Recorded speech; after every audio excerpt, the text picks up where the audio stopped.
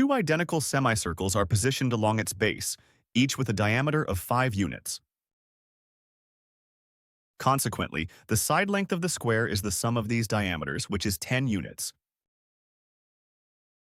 As this is a square, its height must also be 10 units. A large circle is positioned inside, tangent to the top of the square and to both semicircles. The objective is to determine the area of this red circle. The solution requires analyzing the geometric relationships between the centers of the shapes. Let's also mark the center of the large circle. A key construction here is a right triangle. We form its hypotenuse by connecting the two centers. The legs are defined by the horizontal and vertical distances between these points. This construction yields a right triangle. Analyzing its dimensions will allow us to solve for the radius. The area of a circle is a function of its radius, which we'll call r. Our first task is to determine the value of r by analyzing this triangle. The radius r is the distance from the circle's center to its point of tangency with the square's top edge. The total height of the square is 10.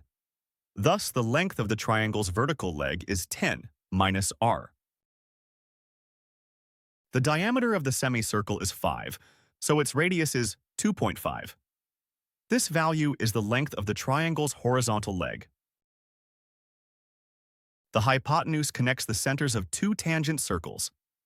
Its length is therefore the sum of their radii, r plus 2.5.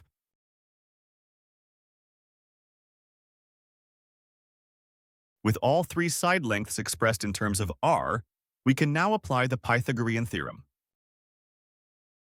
Substituting these expressions, the theorem states, the quantity 10 minus r squared plus 2.5 squared equals the quantity r plus 2.5 squared. Expanding the binomials on both sides results in the following expression. We can simplify this equation. The r squared terms cancel, as do the 6.25 terms. This leaves 100 minus 20r equals 5r. To isolate the variable, we add 20r to both sides. The result is 100 equals 25r. Dividing by 25 reveals that the radius r is equal to 4. Now that the radius is determined, we return to the area formula. The area equals pi times 4 squared. This gives a final result of 16 pi square units. This completes the solution.